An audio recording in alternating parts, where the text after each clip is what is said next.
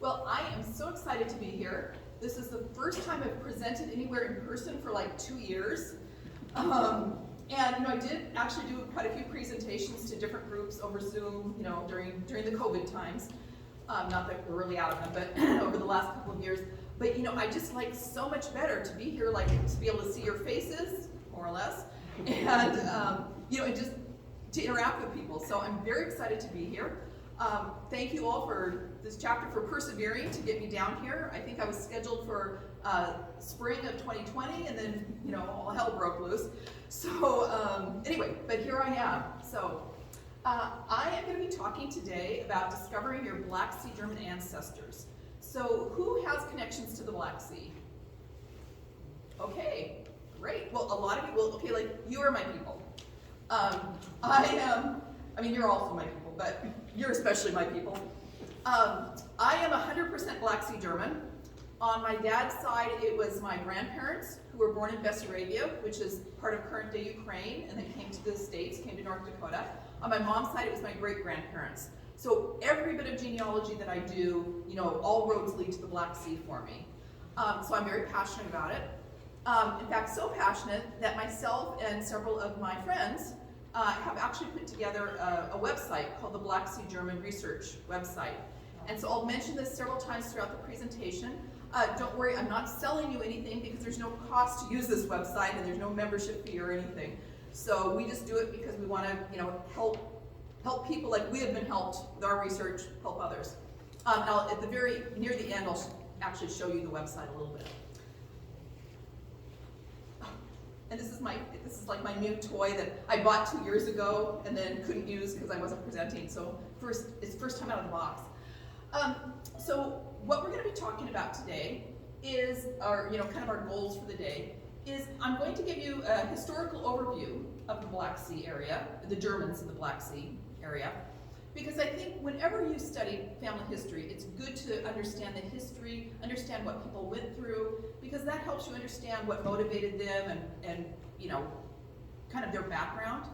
But in the Black Sea area, it's especially important because, as we'll see, every little section of the Black Sea had slightly different historical things happen to it. And the reason that's important is because different records, come out of each different historical event. So for some areas of the Black Sea, you can find some records. For some others, you can't find those same records. And so if you understand the history, you understand why some records are available or not for your area. So that's my second goal, is so that you know how history influenced what records are available for research. And then we actually will also go over some of the resources that are available for researching your Black Sea people. So this is an incredibly cool map that I can take absolutely no credit for. Sandy Schilling Payne out of, I think she's in New Mexico or Arizona, has put together this incredible map using Google of Germans throughout Eastern Europe. And I just focused here on the Black Sea area. We pretty much always talk about Germans from Russia as sort of like one common group. And there's some truth to that, for sure. But I often find it more useful to talk about the Black Sea region as a group. Because as you can see on this map, the different areas, all these areas are pretty contiguous. They all sort of run together. And our ancestors moved freely among them. Who was I talking to just? Was it Jim? Was it you? Yeah. He was saying that, like, you look at a family and they had children here and then another village and another village. He said, do they all move around so much? They really did. And so they moved, in the areas that were close to them. And when you look at the Black Sea area, you can't really uniformly call this all Germans from Russia, because some of these areas were never Russia, ever, when the Germans lived there. Some parts, they were Russia part of the time and not Russia part of the time. None of these areas or almost none, are in Russia now. And so, yes, there's a lot of commonality with other Germans from Russia, but there's also some real differences. Just to talk a little bit about the different regions within the Black Sea area that we'll go over. So first of all, this little kind of beige peach area, that's Dobrucha. That is in current-day Romania. And it was, when the Germans lived there, it was sometimes Romania, sometimes the Turks actually ruled that area. this little kind of triangle of sort of dark gold, the yellows all kind of look the same on this, but if you look on the map, they're different. But anyway, this dark gold group right there is Bessarabia. And Bessarabia is in current-day Moldova and Ukraine. But when Germans lived there, it was in Russia to start, and then it moved over to be part of Romania. This area kind of here, which is the bright yellow dots, that's the Odessa region.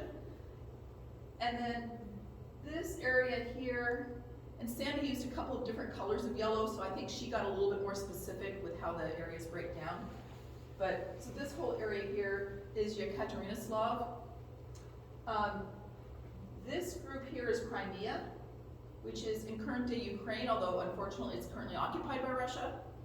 And then these red dots over here are the Caucasus area, and I think the South Caucasus area is kind of down here in more Black Sea. For those of you who like looking at words more than pictures, these are the different sort of districts or regions within the Black Sea area. So let's talk about how Germans came there.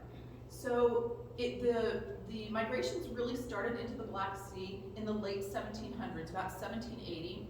There was a Russian count, his name was Count Peter Rumiantsev, I can't pronounce his name, but it's like Rumiantsev or something like that. And so he actually was in West Prussia, up around Danzig, and he saw the very prosperous farms of the Mennonite farmers in West Prussia. And so he invited these Mennonites to come settle his estates in the Yekaterinoslav area.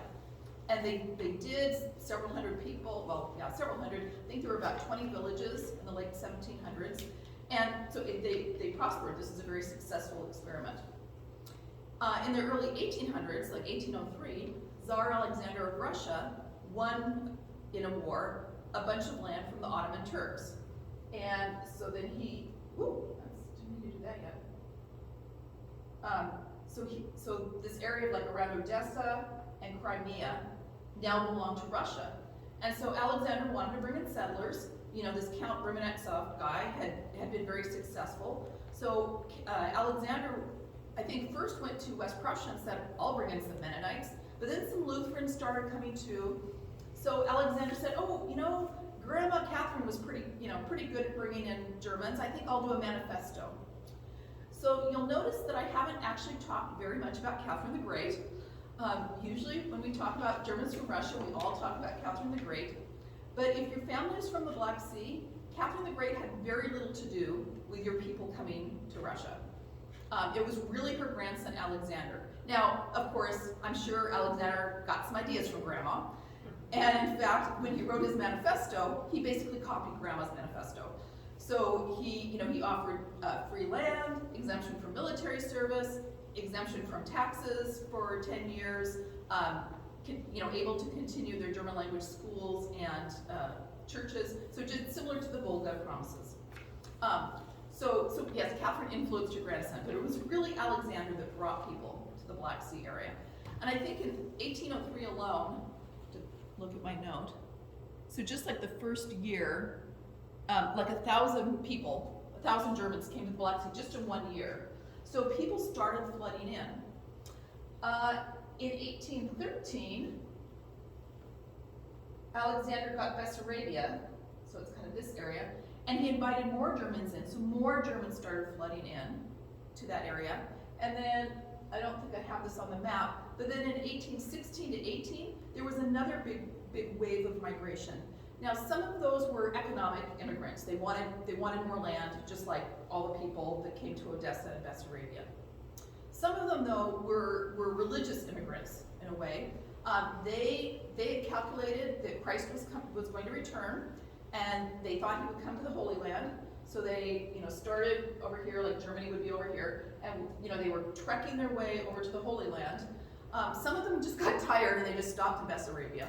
But some kept going to the South Caucasus, but then once they got to the South Caucasus, they couldn't actually get permission to continue on, so they just stopped and settled there too.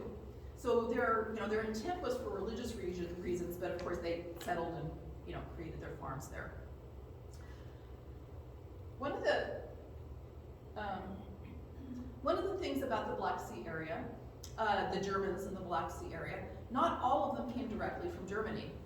So there was a group of Donauschwaben that came to Russia. So these were Germans who in the 1700s had gone to the Austrian-Hungarian Empire, and they settled in places that are now Hungary, Serbia, and Romania, basically.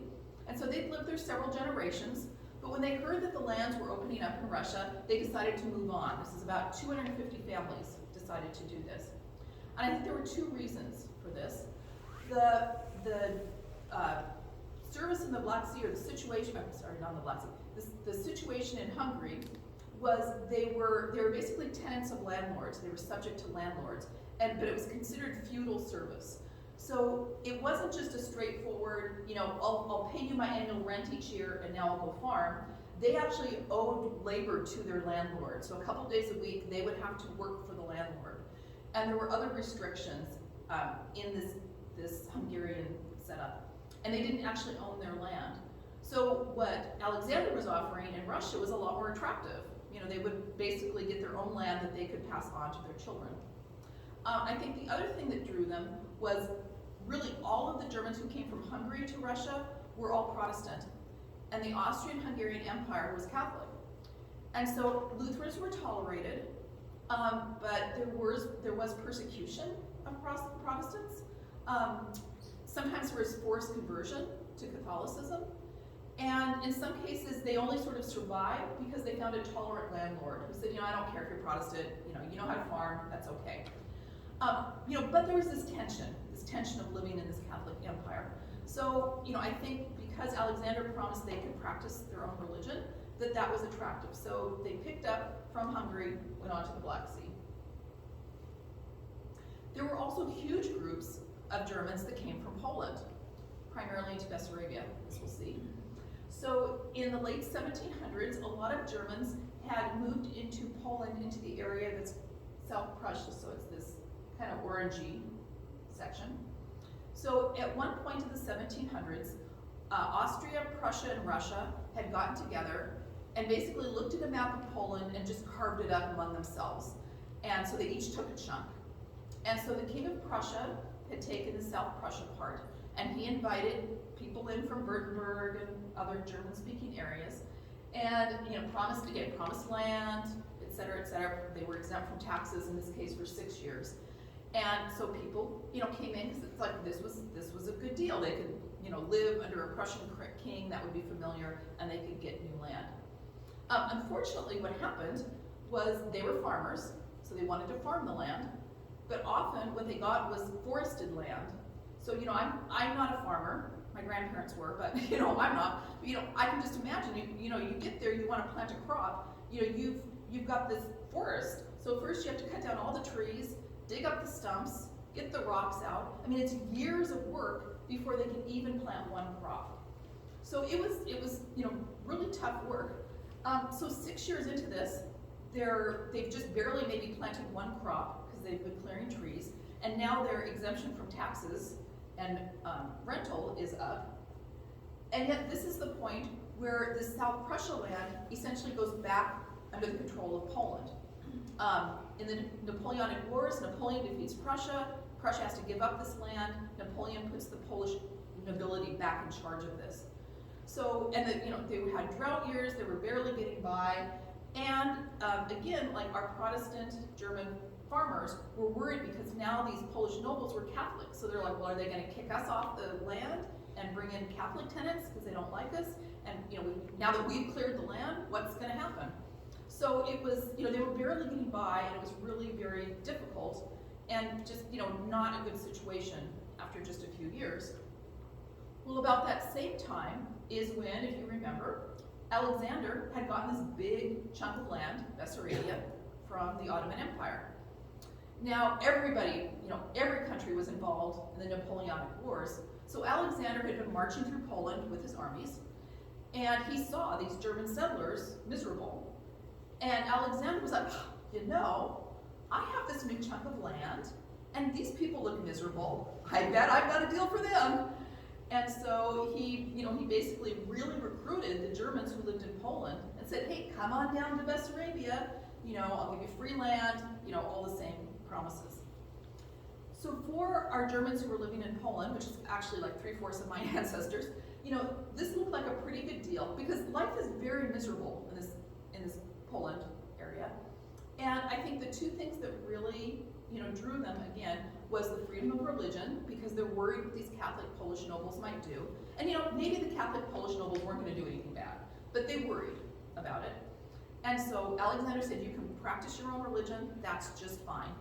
And then the other thing, because they were just barely scraping by, sometimes to pay off the Polish nobles, they had to just like sell everything, their horses, like everything, to pay their debts. And so Alexander said, hey, I get it. If you come to Russia, you're starting fresh. You have to plant a crop, harvest a crop. I will give you food to survive until you can have your first harvest. So, this looked like a pretty good deal because they'll get help. The land is not full of trees, and they can practice their religion.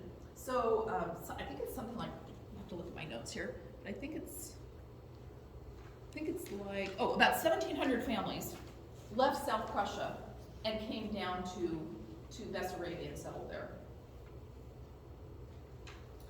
So by about 1825, all the migration from out of the Black Sea area had kind of stopped. These arrows look like people are still coming in, but it should be a big circle. I should change this graphic. Because after 1825, very few people came into the Black Sea area. A few, but not many. Mostly people just moved around, and they moved around a lot. So when Bessarabia opened up, people in the Odessa area and Crimea had already been there 10 or 20 years. They already had lots of children. They were ready for new land. So people from Odessa and Crimea moved into Bessarabia. When Dobrucha was opening up in the 1840s and 1850s, the people in Bessarabia had been there for a few decades, and they were like, let's go to Dobrucha. People went into the Don region and into the North Caucasus. And in the late 1800s, the 1890s, people actually even moved into Siberia voluntarily to start new settlements. Now, of course, as we'll talk about later, Siberia was an involuntary destination.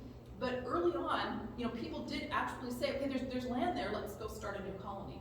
So people just moved around the whole Black Sea area.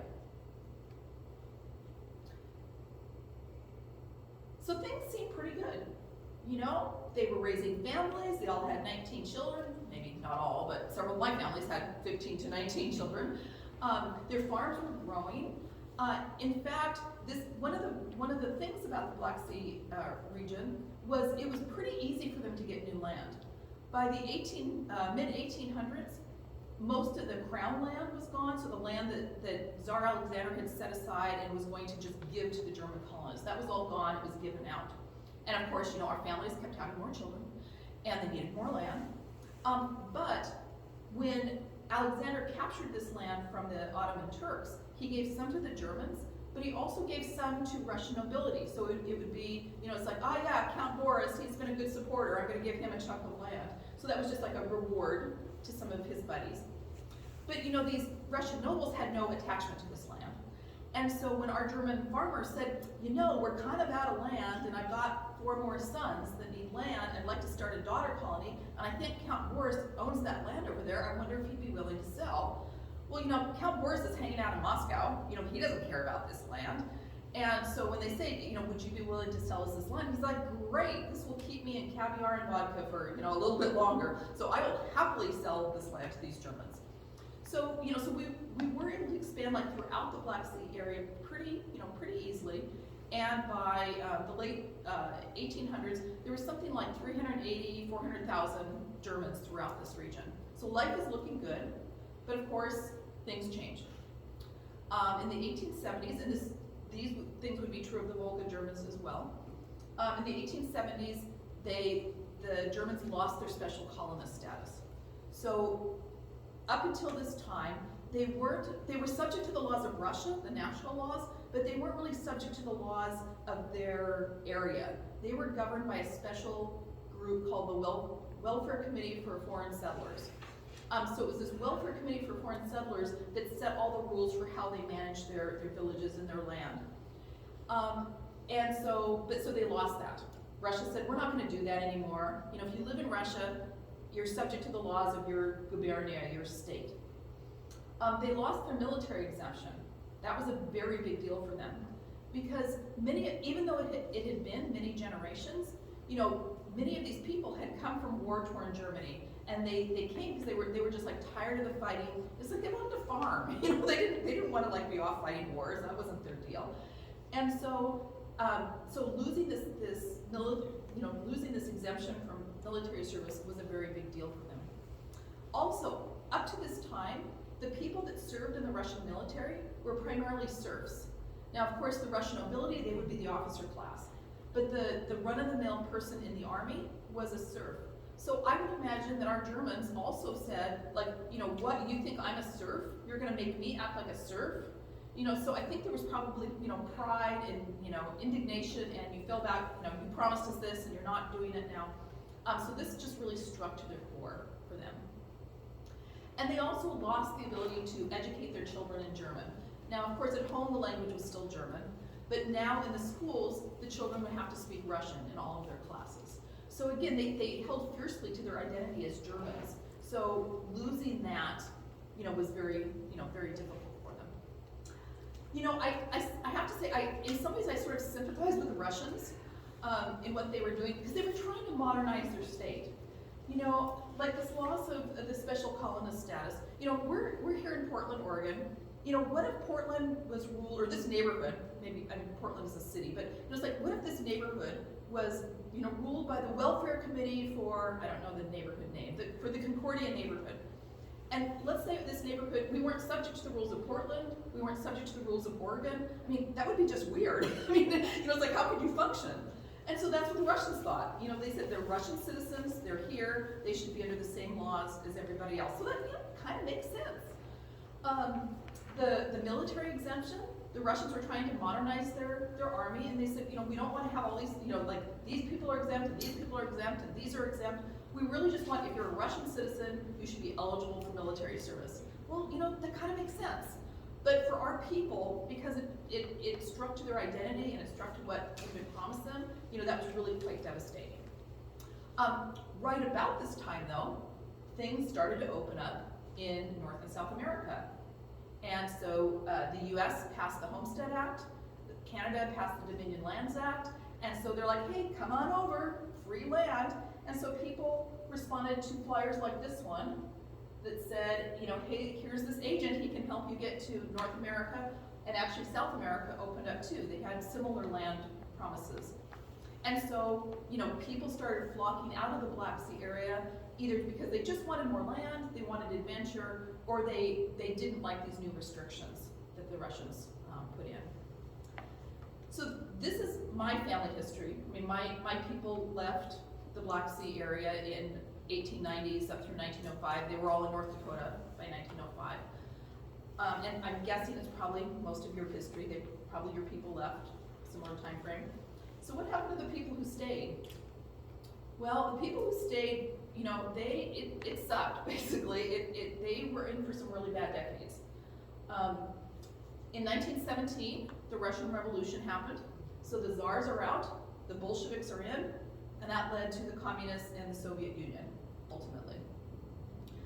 Right after the revolution, and actually as a result of World War I, Bessarabia, which has been part of Russia all of this time, gets carved off and is given to Romania. And actually it was very poignant. A friend, Alan Rose, translated this article about, I don't know what, it was one of the German language papers that floated around.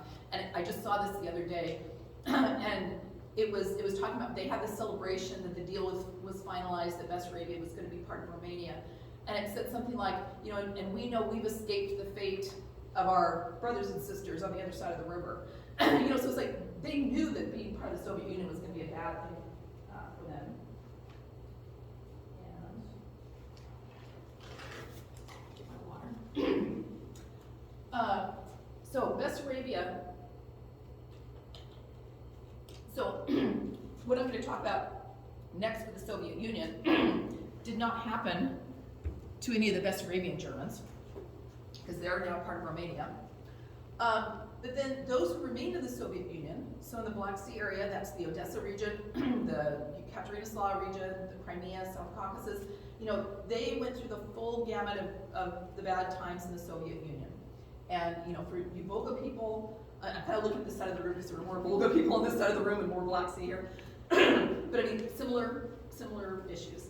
The farms were collectivized, so our proud German farmers who would come seeking new land, they're basically told, nope, sorry, it's not your land anymore. Now you're we've taken it away. You are now an employee of the state.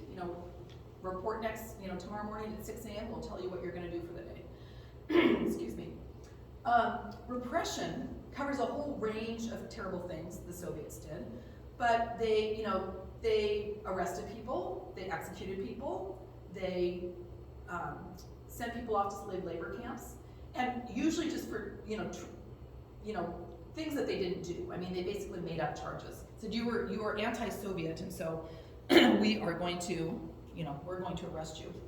In many cases, they focused on the leaders in a village. I'm just going to put that there and hopefully not knock over. They focused on the leaders in a village, so they would really focus on arresting the educated people, so the pastors, the priests, the teachers, and then any mayors, city council, because they thought if we get the leaders out, the rest of the people won't make trouble. And so they would arrest them, sentence them for some nonsensical thing that they didn't do, and either execute them or send them off to forced labor camps, in the Ural Mountains, Siberia, wherever. And then the famines were horrific. There was one famine in the 1920s, another in 32 and 33, which is often referred to as the Holodomor. Basically the Russian government seized most of the produce. You could, especially in the 30s, you could actually be, at least arrested, probably executed, if you had 5 grains, grains of wheat or more. That was the tipping point. It's then you were, considered an enemy of the state. But basically, all of the food was taken away from people. Russia was selling it abroad because they wanted to get some hard currency in. This happened throughout the Soviet Union. It was particularly brutal in Ukraine, which is most of the Black Sea area that the Germans were in, because the Ukrainians, not necessarily the Germans in Ukraine, but the Ukrainians were very resistant to the Soviet Union and very uppity, and so Stalin really wanted to break their spirit. So, they were particularly brutal about, making sure that these people had nothing to eat. And in fact, I've even heard, so I won't say this happened in any of the German villages, but it did happen in villages in Ukraine. They would actually barricade off the villages so people couldn't get out. So, if you think about it, the government has seized everything that you raised on your farm. They've seized your cows and your pigs and your chickens. Whatever you had in your kitchen garden, you've already eaten. You've eaten your pet cat. So maybe you want to go out to the woods and try to find some berries or some leaves to make soup or something. And the villages were literally barricaded so people couldn't get out. So it was pretty brutal. So then we get to the 1940s. So now we're in World War II era, and things kept happening. So we know that Germany and Russia were on opposite sides during World War II. But in the early part of World War II, Stalin and Hitler had a pact, and they basically agreed that they would not invade each other. Now, of course, Hitler broke that, but maybe Russia did. It didn't stick. But they figuratively, I don't think they were literally in a room doing this, but they figuratively laid out a map of Europe on the table, and Hitler said, "I'll take these parts," and Stalin said, "I'll take these parts." So they just divided it up. So part of this deal was an allowance for these population transfers. So if there were Germans in an area the Soviet Union was going to take over, the Germans kind of got a free pass to get out of there under Nazi protection and go to Nazi Germany. So that's what happened to Bessarabia and Dobrucha. Remember, they had been part of Romania up until now, but as part of this agreement, the Soviet Union is going to take over this area. And so the Germans in Bessarabia and Dobrucha basically have the opportunity to get out under the protection of the Nazi Germans. Now, theoretically, this was a voluntary resettlement, But you know, the reality is, I mean, like, especially the people in Bessarabia, because the Soviet Union was like just across the river. They knew the horrible things that were happening to their cousins and brothers across the river. You know, I mean, they're not idiots. They were going to get out if they could. So, so they did. Now, the important thing about this is that it was a very relatively calm and controlled settlement. I mean, traumatic. You have to give up your home of several generations, but you know, they had like a month's worth of planning. You came into the office, you registered your family, then they laid out a schedule that, like, the upper village wagons, you'll roll out on Tuesday, the lower village wagons, you'll roll out on Wednesday. You know, women and children will be taken by truck to the railroad. So it was a very organized and calm resettlement.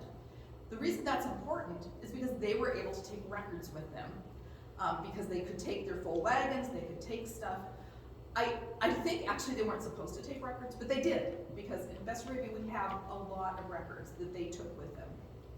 So Bessarabia and Dobrucha people, you know, are heading out. They first were taken to resettlement camps in like Eastern Germany. They were like processed and filled out forms, which we'll talk about. And then they were sent off into Poland to farm. So it's like Nazi-occupied Poland, and they're put on farms. The Nazis are taken away from the Polish people. And so the Germans are settled on farms to, you know, be German farmers in Poland. The Crimea and South Caucasus and about half the Ekaterinoslav people did not have that, you know, luxury. Basically, the Soviets said, because now it's a little bit later, it's 1941, Germany and Russia are now at war, and the Russians say, hey, we're at war with Germany, you guys are German, you're probably going to collaborate, you're probably the enemy, we're going to deport you. So with very little notice, they're like thrown on trains and sent off to Siberia. And this is exactly what happened like to the Volga Germans. In fact, someone told me that the Crimea deportation was kind of a rehearsal for the larger Volga deportation, because the Crimea one happened like a couple weeks earlier, so they were kind of like practicing, and then they did the same to the Volga Germans. So of course, these people did not take records, because you know they could only take what they could carry and you know on the train with them. And you know you're taking the children, the clothing and food. You're not taking records. The Odessa area people were supposed to have the exact same thing happen. They were next on the list to get thrown on the trains sent to Siberia.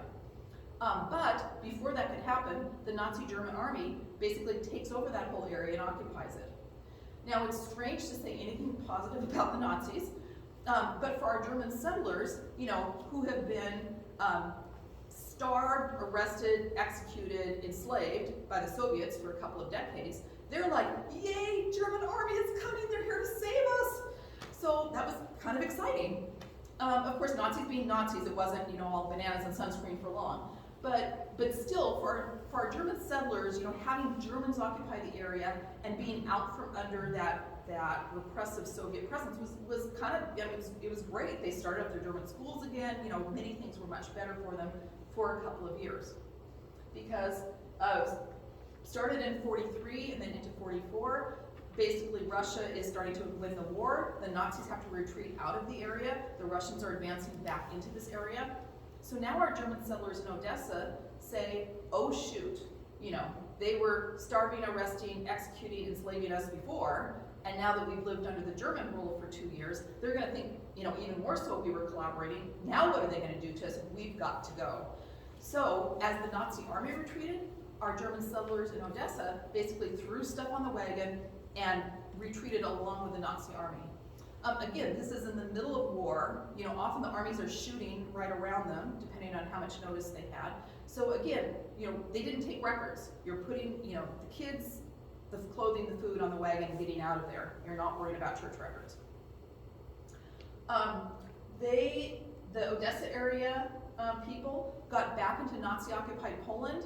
They were processed and filled out these same forms because they were going to be given German citizenship, and which helps us with our records. And so now we have several groups of people in Poland. The Bessarabians, the Dobruchans, the Odessa area people are in Poland, you know, on farms that the Nazis had put them on. January 1945 comes, the Nazis are losing, they're retreating, Russia's sweeping in, and our Germans again are like, oh shoot, now we have to, you know, now we have to get out of here yet again. So they throw everything on the wagons yet again and head west to Germany. Some make it, some don't. I mean, it's, a complicated story, but, so by the end of the war, I guess by the early 20th century, there was something like 500,000 Germans in the Black Sea area. And of course, by the end of World War II, they're all gone and dispersed, and it's you and me and our colleagues in Germany and such. It's, there was no more Black Sea German presence. So what does that mean for records? So I'm going to go over some of the different kinds of records that are available to research your Germans in the Black Sea. So we'll talk about these resettlement records because all of this movement around was actually very valuable in terms of records. And and I'll say as we start this, I'll be showing you some different websites, but like all of those URLs are in your handout, so you don't have to, you don't have to frantically write them down or anything. So we'll talk about some of the records that came out of this resettlement process. We'll also talk about some of the records that are available from those who were repressed, those people who were arrested or executed. Which actually would apply to both the Germans as well. There's a couple of compilations of records that I think are particularly good that people should know about. And then we'll talk about sort of the bread and butter of all genealogy, which is church records and census records. So first off, when I always knew the Black Sea was complicated, and then when I started to put this presentation together, I just realized how complicated it is, because every type of record is a little bit different for every area. It's like Bessarabia has some things available, but not others. I mean, like Bessarabia doesn't have any repression records because they never lived under the Soviet Union. They didn't, they weren't arrested and executed. Crimea doesn't have some of these resettlement records because they didn't, they were never under the protection of the Nazis. They just got thrown on trains. So it was so complicated. I actually created this little matrix that shows the different areas and then the different types of records. And so I'm not going to really go over this here, but just so you know, there's a URL here, and it's on the Black Sea German research site, which I know that URL is in your handout for sure. So just so you know, this is available. If you leave here going, I'm so confused what she said about which area had which records.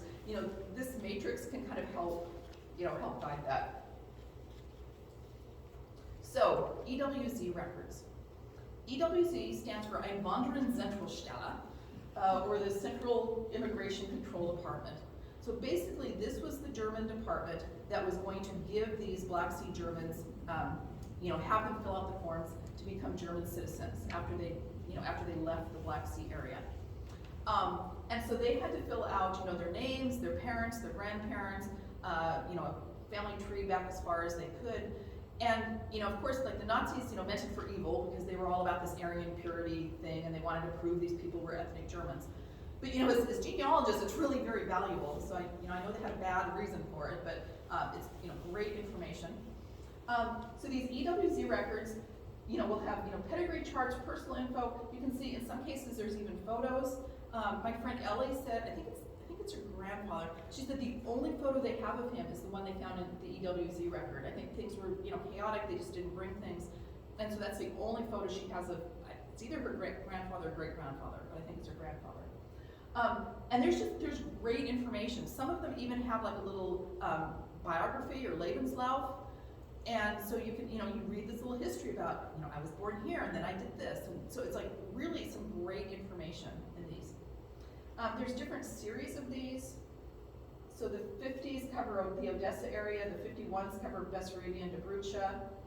These 57 index cards, I don't know if they're that helpful, but then these 58 family group sheets, will basically be a family tree, so those are very valuable. Indexes to the 50s and 51s are on our Black Sea site and also on the Odessa 3 site, so there are indexes to help you find them. The 50s, you can order like a full copy of the record from the Mennonite Society in British Columbia. They're very reasonable and they're very lovely people to work with. I think that GRHS in Bismarck has the 51s. So it's like you have to find them kind of different places. I guess that's my message. The 58s are on Family Search, but they're a little bit challenging to find. So I could do a whole presentation of EWZs.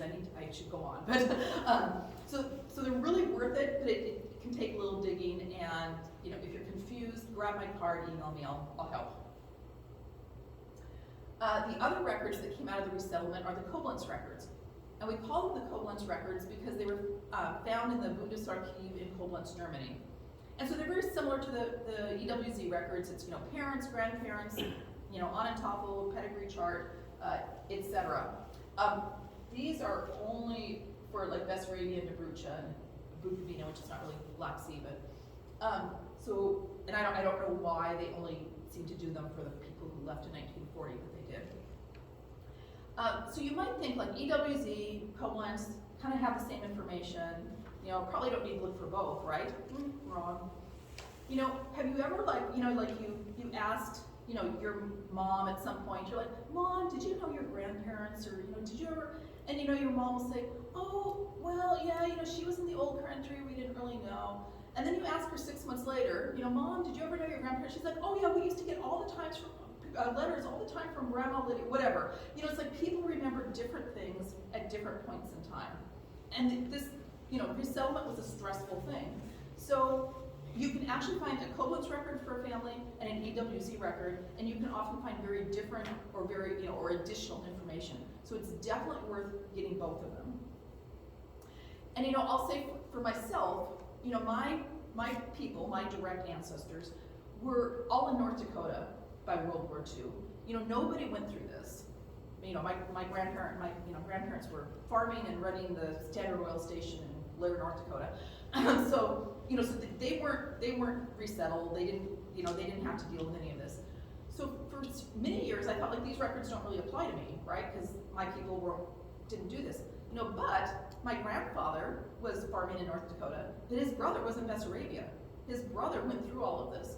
So his brother has an EWZ record, and his brother's EWZ record shows their parents, their grandparents, so these are very worth looking at, even if your people were here already, because they had cousins and siblings that were still in the Black Sea area.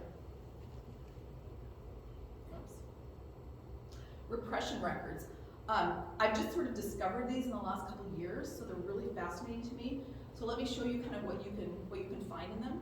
So these would be for the people who lived in the Soviet Union and were arrested or executed during this time. And so that these would actually apply to the Volga people as well, because they also went through that. I got this copy of one of so I think it's like my grandfather's second cousin. So it's it's a little bit distant, but it's still my family. And so this is a copy of his arrest record. This is Jacob Billickmeyer, son of Jacob. He was arrested because he's an anti-Soviet element, and he was taking part in anti-Soviet activities, including he's taking part in the thefts of soap. He is a hardened criminal. I got a copy from my friend Sergey in Odessa. He got like the original for me, so you can see I have the actual original, but he translated it for me because my ability to read handwritten Russian is very minimal. So this is interesting, but it also has a ton of family data. So we've got Jacob, his father's name is Jacob, when and where he was born. We've got his wife's name, his wife's father's name, their kids' names, and then over here he wrote a whole biography about where he was born. He was the only son of his parents. His father was considered a kulak, which was one of the people that had their land seized in the 1920s. And his father went into hiding. Like this whole story. This is great information. It's horrible that this man went through this. He was arrested. It had to be terrifying. But there's great information in these repression records. I got mine out of Ukraine. I don't if your people were in Russia. I don't know how readily the Russians would let go of these full records. But of course, Ukraine is more than happy to show how bad the Soviet Union was. So if they're, so these are in like KGB archives, but like the local ones. So they're fascinating if you can get your hands on them. So to figure out how to find them, to see if like any of this happened to your family, first of all, there's a number of indexes that are in various books, and we've put some on our Black Sea German research site. This particular one it's on our site, but it's the victims of Peterstal, which is actually near Neuburg, and it was in a publication from the Landsmannschaft group in Germany. So there are some indexes and lists that are specific to Germans who had this occur. But I've also recently learned that there are a number of websites that's just for everybody in the Soviet Union that was arrested, so not just Germans. Now, the trick with that is that you have to learn what your surname is in Cyrillic. So here's my trick for that. So I go to Google Translate, and I choose Russian as my language, and then I make sure this little thing down here is that PY choice, and I won't go into explaining why. But then, up here you type in the name you're looking for. So I'm going to look for Billickmeyer. So you just type it on your regular keyboard. And so it comes out the way I'm typing it. Then it gives you all of these choices of what that might look like in Cyrillic. And so you can either choose, if you know some Cyrillic, you can choose which one you think is most likely, or you can just copy all of them, and then that's what you can use to run the search engine on these next two sites that I'll show you. So one of these is a site called the Victims of Political Repression website. So you can see here that I put in Billickmeyer, in Cyrillic, and then it came up, and so here it translated it to English, because I use Google Chrome. Google Chrome will translate to English for you, but you have to do the search using the Cyrillic. So here it came up with Rudolf Billickmeyer. That's not the record we were just looking at, but I know Rudolf. I actually have his arrest record too. He was born in 1891. It says he comes from the village of Vorbach, which is actually Rohrbach, but that makes sense. So it's like you can find some of your people that this happened and that there might be a file on them. Another site to use is from this International Human Rights Society. Same thing, I put Billickmeyer in using the Cyrillic, and it came up again with Rudolf. Year of birth 1891, which we just saw. Here it says he comes from the village of Rohrbach, and that his repression year was 1938, which I know is correct. He was shot in 1938. He was arrested in 1937, but he was shot in 1938. The other thing that's cool about this particular site, Billickmeyer is a hard name to spell just in German. So when you then translate it into Cyrillic, it's like, who knows what they might do. So I also ran a search using the village of Worms, which is in the Odessa region. And so it's kind of hard to see, it looks blurry here. But Worms is a pretty short, simple word, and so it's going to translate into Cyrillic a little bit easier than Billickmeyer. So I ran a search on everybody who was born in Worms. Well, Worms is a German village, so everybody on this list is going to be a German. And so here we have Friedrich, son of Georg Ulmer, totally German. Andre, or probably Andreas, son of Andre. Bart, or probably Barth, I think is the name. And then this is an interesting one. So here we have, it says Emily, but I think it's actually Emil, son of Jakob, or Jacob. Billickmeyer. Well, Billickmeyer, I would never have thought to spell it that way, but they did. So this person is mine too, and I just discovered this putting the slide in last night. So I don't have this arrest record. But anyway, so this is, it's a little bit challenging to deal with because you have to deal with the Cyrillic, but you can find out some really interesting things about your family. Moving on, we have a lot of Mennonites in the Black Sea area, and I will just be really upfront with you. I know nothing about researching Mennonites, so I'm not that helpful. This site really is. So if you go to this Mennonite genealogy in the Russia site, they have a ton of information. This is like the general section, and then they have information by each village. So if you have Mennonite background in the Black Sea, they can help you. I also want to talk about this Gluckstahl point of origin file. So Gluckstahl is like one enclave within the Odessa area within the bigger Black Sea. So you might wonder, why am I talking about this very specific area? Well, remember, Odessa was one of the earliest areas to be settled, and people moved around all over. So a lot of the people who started in Gluckstahl went to Bessarabia, they went to Dobrucha, they went to Crimea. So if your ancestor ever set foot in the Gluckstahl set of colonies, and it's, there's several colonies, this document can really help you. It's created by the Gluckstahl Colonies Research Association. You do have to purchase it. They give you a thumb drive of this information. But they've tried to research every Gluckstahl area family back into Germany. So there's a tremendous amount of information here. And one of the things I really like about this particular source is they just kind of give you everything and let you sort of sort out what you think is right.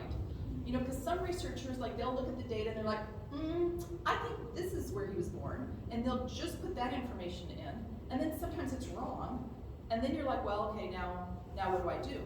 But they just give you everything and let you kind of process it yourself. So this is the entry for, obviously, my ancestor, Philip Jacob Schott. He's my 3 times great-grandfather.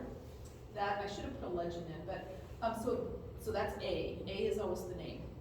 B is where the stump book says he's from. Now, I know that Philip Jacob is actually not from Gross Ingersheim, Ludwigsburg. I have proved that he's not. But the stump book says that he is. You know, section B is always what the stump book says. And I'm okay with that. Like, it's good to know that's what he said, even though I know it's wrong. C is the rest of the entry from the stump book. And then there was a researcher named Gwen Pritzkow who worked on Gluckstahl. She's passed away now, but she worked very avidly on Gluckstahl families. She worked at the Family History Library in Salt Lake City. So she did a bunch of research, and so she found Philip Jacob's parents, that's correct. And then she says, so the stump book has Schott, Philip, and Georg aus Groß-Ingersheim. And so Gwen came to the conclusion that she didn't know what the relationship was between Philip and Georg, and there probably was no connection. Now that's not correct. It was father and son. But again, it's sign that that's what Gwen came up with. Like, I'm okay with, like, just the researcher giving me all the information and I can figure it out. This next section, this TASCS, well, I'm the CS, Carolyn Schott, and TAS is Tom Stengel, who compiles this. And so all of these areas in blue is information that I gave him. I said, I've researched this family, here were the parents and the locations, and so he added all of that. But one of the things that's really special about this document is this, what they call the SADR, and I think SADR stands for State Archive of Dnipropetrovsk Region. So this Gluckstahl group bought some records from the Dnipropetrovsk archive that related to Gluckstahl. Now, what's interesting about that is Gluckstahl is nowhere near Dnipropetrovsk. I think actually they just call it Dnieper now, but so Gluckstahl is nowhere near there. Those documents should not have been in that archive. Those documents should have been in the Odessa archive or the Nikolaev archive. We don't know how they got there, but they did. But they, Tom basically went through and added information from these archive records from the Dnipropetrovsk archive. And when you buy this little disc thing from them, they actually give you the images of the original records, so you can actually look at the original records and not just rely on what they've come up with. So anyway, if your ancestors ever set foot in Gluckstahl, this is a great resource. Now, of course, some of the main good records we have for any genealogy are census records. And so actually throughout Russia, they took, well, it's actually, technically it's not a census record. Technically it's a revision list, which was used for tax purposes. But it has all of the family members and their ages, so it essentially acts as a census. And so throughout Russia, they did these in like 1835 and then 1850 or 58. And so we have a lot of these from the Black Sea region. I think now the originals are on Family Search, although that wasn't true in the past. But GRHS actually purchased a lot of these a while, years ago, and translated them. So if you can't read the Cyrillic, you don't have to. You can read these. And so yeah, so these are just great lists of the families at a couple of points in time. We have good records for Bessarabia. So part of me thought, oh, I don't even really need the census records because I've got all the birth, marriage, and death, but I guess I'll think about it. This actually turned out to be really valuable for me, for my Keller family, because my Keller family lived in Neuelft. I didn't know where they came from before Neuelft. I didn't know where in Germany they were from. Had they been in Poland? No idea. But in the Neuelft census, it said that my ancestor, I think it was Martin Keller, or Jake, I think it was Martin Keller, that my ancestor Martin Keller had come to Neuelft from the village of Wittenberg, Bessarabia. Well, Keller's a pretty common name. So I didn't know to associate my Neuelft Kellers with the Wittenberg Kellers. Well, once I did, the Wittenberg Kellers were much more forthcoming, saying like where they lived in Poland, where they lived in Germany. So then I was able to find my line back to Germany because I knew they connected to the Wittenberg Kellers. So these censuses have great information. And then church records, of course. About 75% of the people in the Black Sea region were Lutheran, so the Lutheran records are pretty important to us. We do have some original records, mostly from Bessarabia, because again, they were able to take their records with them. We don't have original church records for, Odessa region, Yekaterinoslav, Crimea, because they all left in chaos. But we do have the St. Petersburg records, or we just say the St. Pete records. The Lutheran churches in the area, every year the pastor had to take their original church record and basically make a copy and say, here are all the people who were born, here are all the people who died, and they sent that off to the Lutheran consistory in St. Petersburg. So even though there was chaos with all of our people leaving the Black Sea region, those records stayed safe in St. Petersburg. And so we have some great records for basically all the areas for Lutheran churches. At least, so like 1833, which is when they started, through 1885 is all on family search, and then after that, it's kind of in some scattered places. Again, if you are using this and have questions, email me, I'll try to direct you. But it's, they're great. I mean, there are some years missing, there's some gaps, but they're pretty much the only church records we have for a lot of the Black Sea area, so they're wonderful to have. We also have some family registers, primarily in Bessarabia. These were records that started in Württemberg, or the customs started in Württemberg, and I have a sample here. So basically, they listed the father, the mother, and then all of the kids, all of their birth dates, and I think this is actually to record if they took communion or something. But how often have you had Anna Maria, daughter of Gottlieb, and you're like, okay, there's 4 Gottliebs in the village. It's like, which one was Anna Maria's father? Well, all the kids are listed right here. So it's a really easy way, to have a family, all together. So those are great, and all of these are pretty much at Family Search, and pretty much all of them I think are online, and you can see them from home even. Now, if you're a Catholic in the Black Sea area, it's a little bit harder. I don't do Catholic research, but some of my Black Sea German research buddies do, so I have learned empathy for their struggles in getting records. Again, most of the Catholic villages were in these areas where they couldn't take records with them. But they also had to send copies off to their diocese, which is in Saratov. And so there are copies of the church records in Saratov. I don't think the Family History Library has been allowed to film there, but there are, I know at least one reputable person that can get records out of there. A lot of my Black Sea research people, that collaborate with me on this website are Catholic researchers. They bought records. A lot of that information is on our website.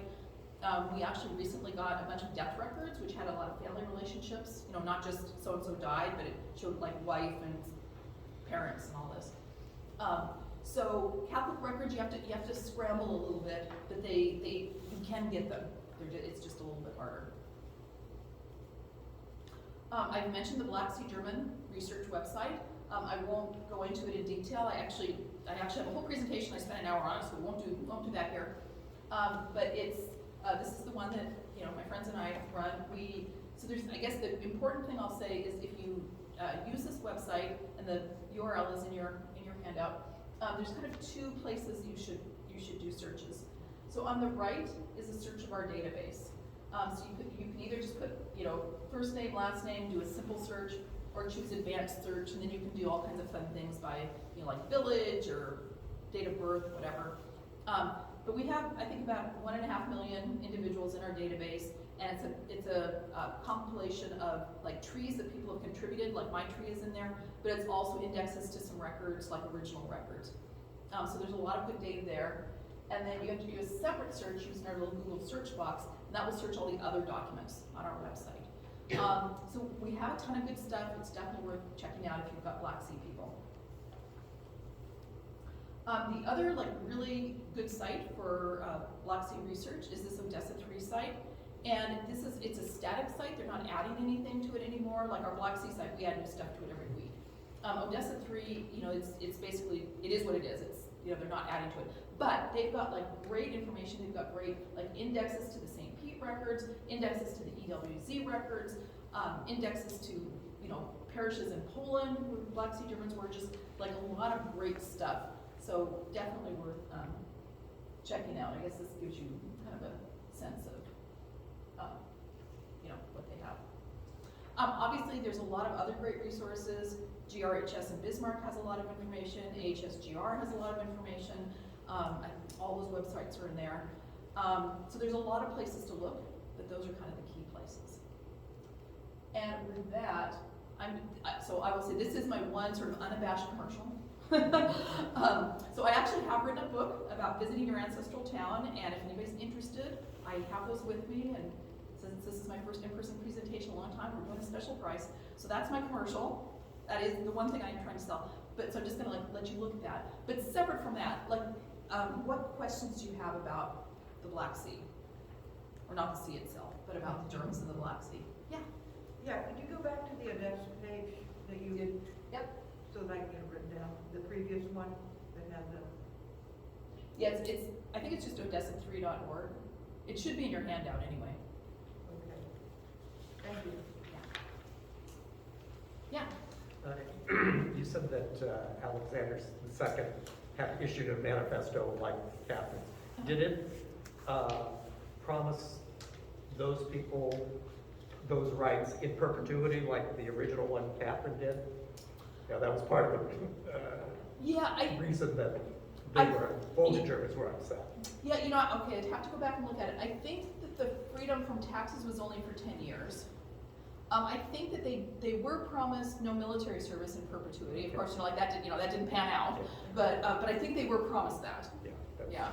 And the second question: the Volga Germans, the villages owned the land. The individuals did. Was that the same for the Black Sea, or?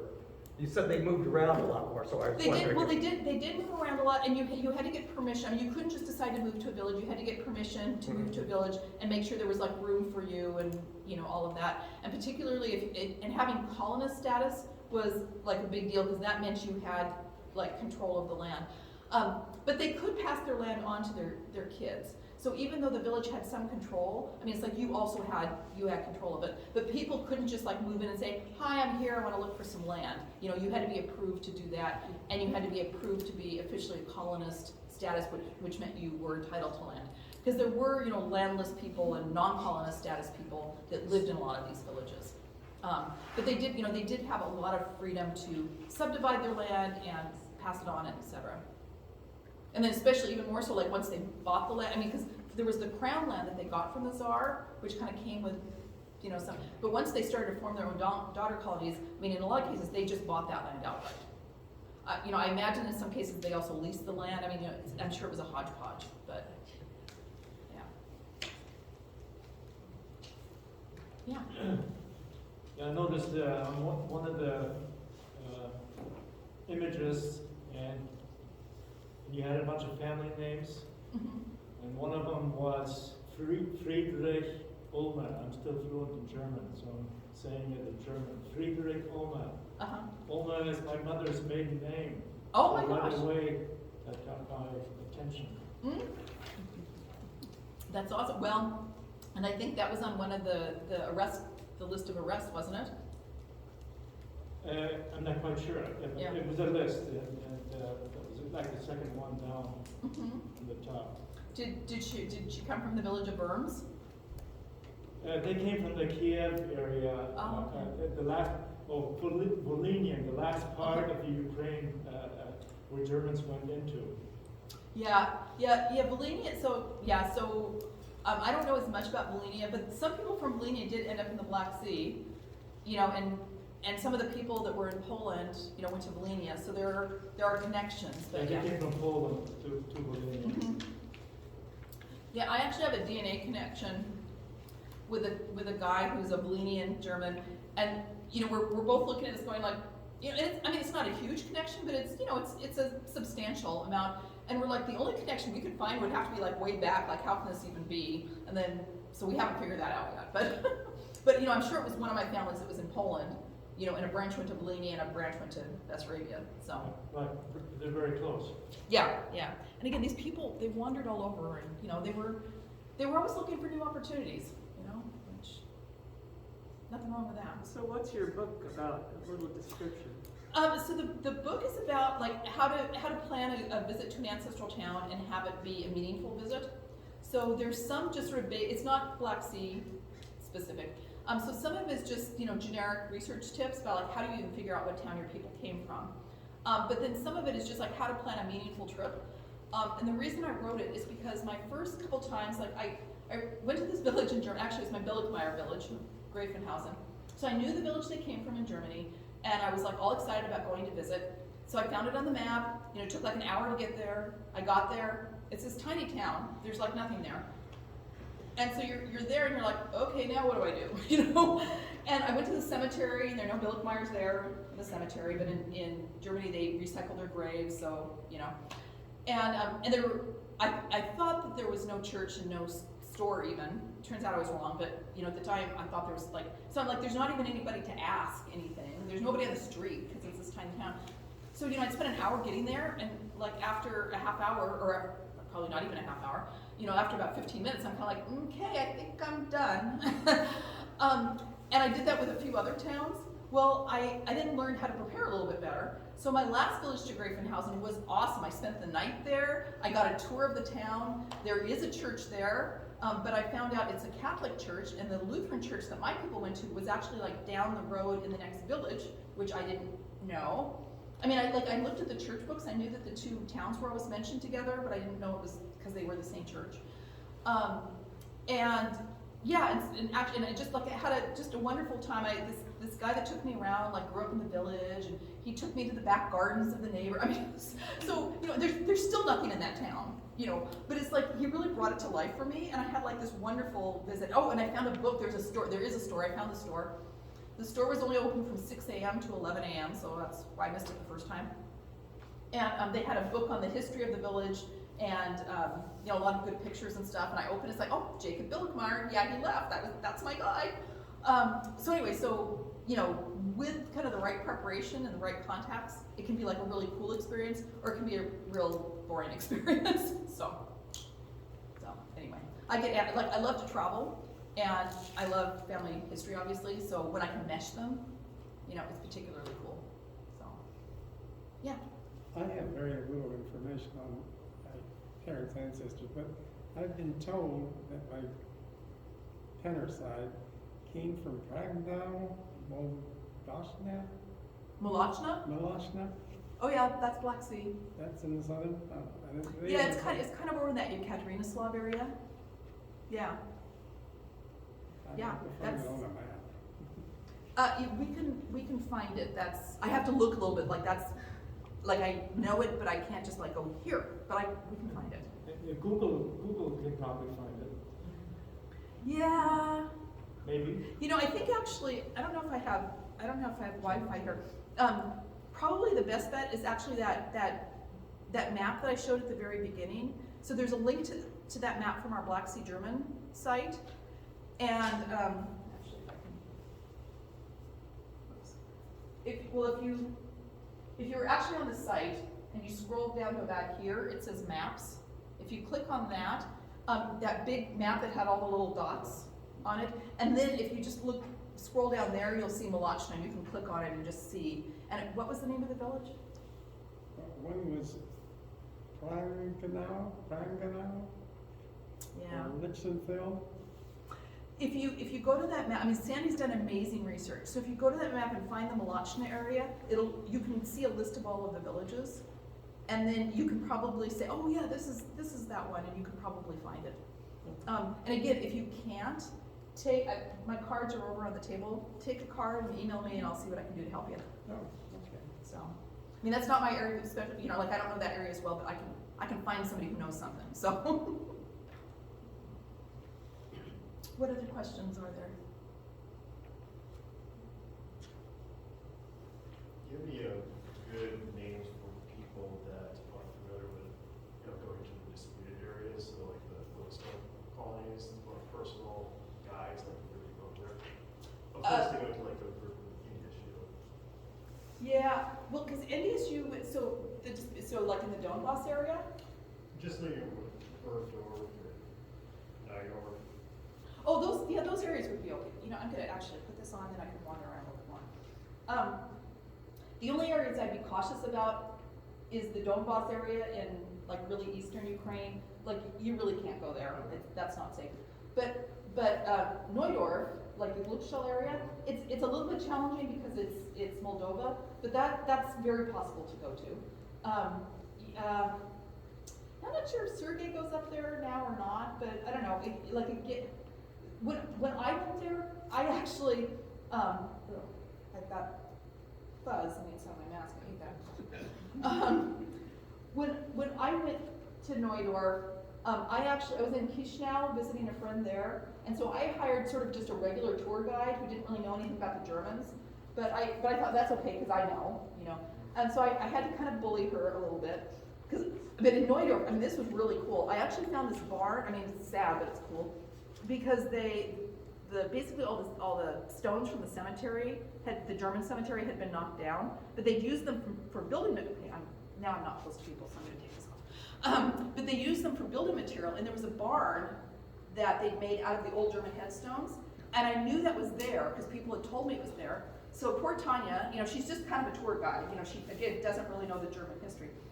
But I'm like, you need to ask people. We need to find this barn, you know. And she's like, who do you think I should ask? I'm like, anybody on the street. Let's go in that building, just ask them, because I know what it's here. It's like I kind of bullied Tanya, but we found it.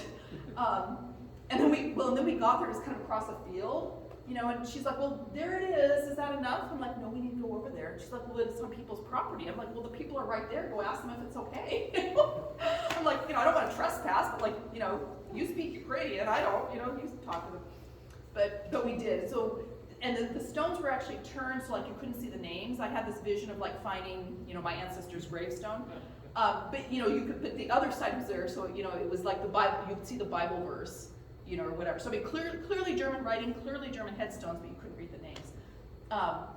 So anyway, so I just used sort of a regular tour guide, you know, who would take me there and speak the language and get me. There is a border because it's this weird. It's part of Moldova. That area is part of Moldova, but it's this Transnistria part of Moldova. But it's, I mean, at least it was relatively peaceful. It's just weird. It's weird because I was looking at, like, if you go into that area, some of the information said you can only stay there for 12 hours, but some of those information says 45 days. So I don't know what the current thing is, because it'd be more fun if you could actually spend the night there instead of just driving in and trying to get everything done. And you want to take more time to take it in. Yeah, and I just went there like on day trips from Chisinau, so I didn't try to spend the night there. They did hassle us because what did they say we did? Because they said I didn't get my passport stamped in Neudorf, and that was wrong somehow. But I'm like, okay, Tanya, it's like, it's on you. You're the one who's supposed to be getting me through this, you know. I mean, I wouldn't try to go to Transnistria without somebody. A cousin of mine in Germany, he just travels all over and figures it out, and I'm just like, I don't know, Transnistria is a little bit dicey. I want to have somebody who speaks the language helping me through this process. But I don't think it's dangerous. Whereas like Eastern Ukraine, Donbass, that's dangerous. Don't go there. So, but most of Ukraine is fine. So, I mean, COVID is a problem there, but you know, other issues not so much. Email me. I can give you the name of the person I used. It's been a few years, so I don't know. I can also give you the name of a person in Odessa. I know he used to take people up there. I don't know if he's still doing that. I'm wondering you said Sergey. I don't know if maybe that's the same guy that I knew before several years ago. It's okay, I'll take you. If it's Sergey in Odessa, probably. Yeah. Yeah. You know, Michael Miller and the NDSU tours haven't gone for a couple of years, and you know, with COVID, I don't know when they're going to start up. But you know, they would do it. They would get you there, but and they'd probably use Sergey to get you there actually. But yeah, no, Sergey. Those tours, they seem like they fill up pretty quickly, so if you're not just depending on your schedule, if you can't book it out a couple years in advance, you're kind of, you know. Yeah, exactly. And I think especially now, I mean, you know, I don't know when they're going to go next, but you know, they haven't been able to go for a couple years, so I'm sure that like a lot of people were like really wanting, they'll just really jump on it. So it is harder. Yeah, and there used to be another group that did tours up there, but they've kind of stopped now. So Bob Schneider's group. So yeah. Anyway, email me. I can give you the suggestions I know. So I could ask my cousin in Germany, even though he kind of went on his own, maybe he has some suggestions that, I mean, I'm just like, you know, good luck with you, Justin. I mean, he was, I don't know, he was like sleeping on the floor at the mayor's house. I don't know what he was doing. I'm like, I want a little more comfort than that. I want a hotel with plumbing, you know, call me crazy. But anyway, anything else, or I kind of feel like I've gone over my time, but. Well, my cards are on the table, so feel free to grab a card and, you know, email me with any questions. And if you are interested in buying a book, I think they're on Amazon for $15, but I'm just going to do $10 because it's like, I'm so excited to be presenting in person again. So it's good to be with people. So yeah. Anyway, thank you so much. This has been fun.